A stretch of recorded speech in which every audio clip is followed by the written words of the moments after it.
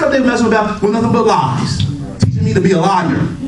Teaching me how to act and dress up and presentation. Temptation is the presentation of evil. They were trying to teach me or posture me into being something that's acceptable by man. That's right. Amen. Get thee behind me, Satan, for thou art an offense to me, Jesus Christ said to them. Have we not baptized in thy name? In thy name have we not cast out devils? In thy name have we done many wonderful works? And I will profess it to them. Get thee behind me, ye workers of iniquity, for thou art an offense to me. Amen? I'm going to go for it. I'm not going to leave. Jesus Christ resisted temptation, so must we. Amen? It's going to be there. And it's not a sin and whatnot to be tempted. Amen?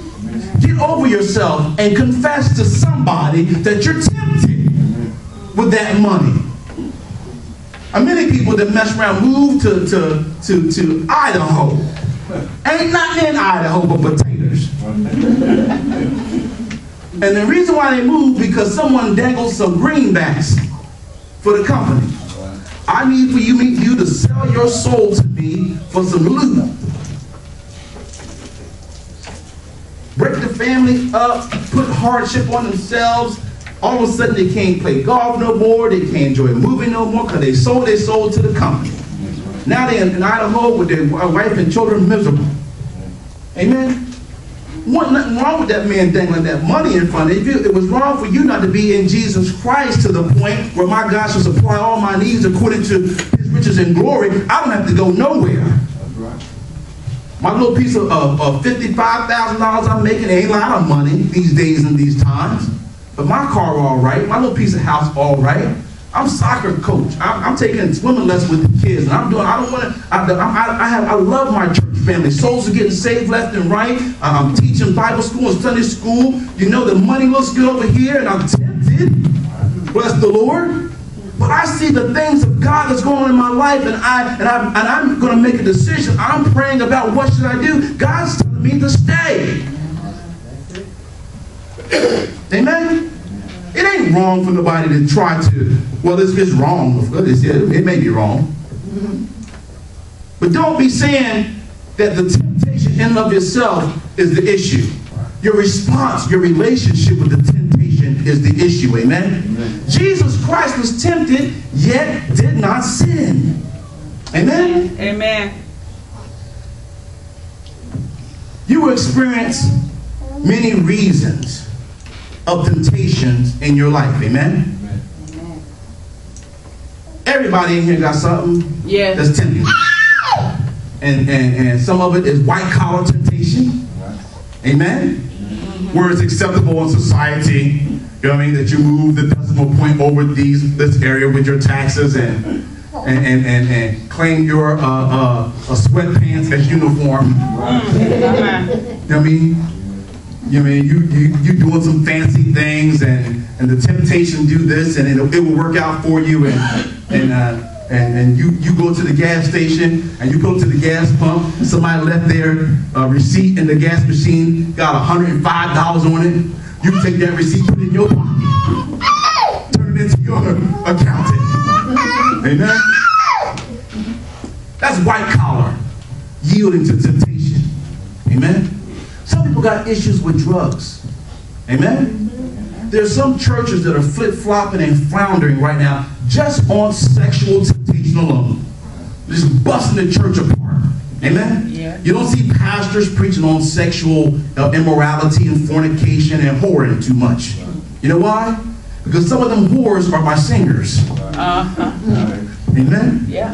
Well, the chief whore is my organist, my keyboardist, and I didn't have no keyboardist for 10 years. And when he came, my ministry went from 27 people to 427 people. So a little bit of whoring he doing, I'm trying to overlook, and I'm talking to him about it. I'm counseling him to stop whoring. Would you please stop whoring through the church? Well, I'm working on it. That's good enough for me. You keep working on it. Amen? And you see on the television, you see in the news, you see all kind of things going on and whatnot through the church. Amen? Last year, 2009, 2008, I would say, I seen so much high-level divorce, it was pathetic. Amen? I ain't saying nobody's name, but the temptation to smack your wife in the mouth about worrying you're going to be there. Amen? The temptation to scratch your husband up, going to be there. Amen? Jesus Christ was tempted, but resisted it. Amen? I know Jesus Christ at the end telling them people, do you not know that if this was my kingdom on this here earth, that I could call to my Father and he would dispatch legions of angels to defend me? I'm not responding the way that you would expect me to respond. It's not because I can. Amen? But I'm here on a mission of love. I'm on here on a mission of deliverance. I'm on here on a mission of sacrifice. And this is why I resist. This is why I take discouragement. This is why you spit on me. Amen? And I do nothing. Because I'm focused and I'm intent on fulfilling my mission. Amen? Husbands, I need for you to be focused and intent on fulfilling your mission. What is your mission? Love your wife like Christ loved the church, and he gave himself for it that he might present it back a glorious church without having spot nor wrinkle. Amen?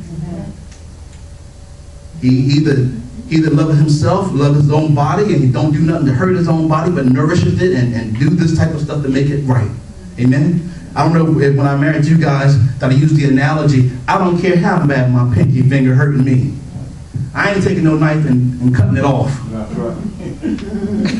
Sometimes my stomach hurting. I got a little acid indigestion. I ain't taking no knife, cut myself and cut my stomach, throw it away.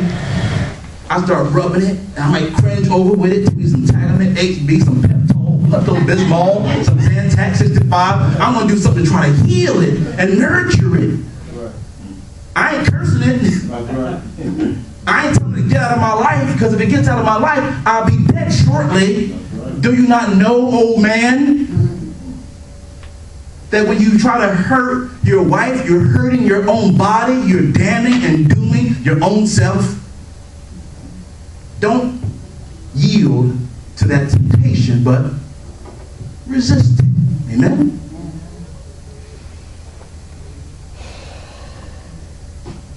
Drug addiction. Substance abuse, amen? A lot of people are so ashamed, so embarrassed of their relationship with substance abuse, amen, that once they come to church and they get around church folk, they don't speak of it no more. And if they are tempted, they don't let nobody know, because people think that I'm not the saint that I'm supposed to be. Because people see my eloquence of speech, they see my knowledge of the word, so I can't let them know about my whoring temptation. I can't let them know about my drug addiction temptation, or my bouts with anger, or my bouts with rage, or my still skin. We had a young lady in our ministry. She graduated and went on to another back home. But she came to us and she shared one night that her temptation was stealing. Amen? That when she was younger, there was an excitement, even though she now had money. Even though she didn't need some of the stuff she wanted to steal. It was something exciting about taking that watch. Taking it. And taking the perfume from getting. Got a checkbook, got credit cards. But it's more exciting to steal it. And she said, I haven't done this now for about 2 or 3, 4 years. But the temptation. Well, I was on the floor. The temptation is there. Amen? Now, you ain't going to be no trustee in the church confessing that you tempted to rob nobody. But guess what?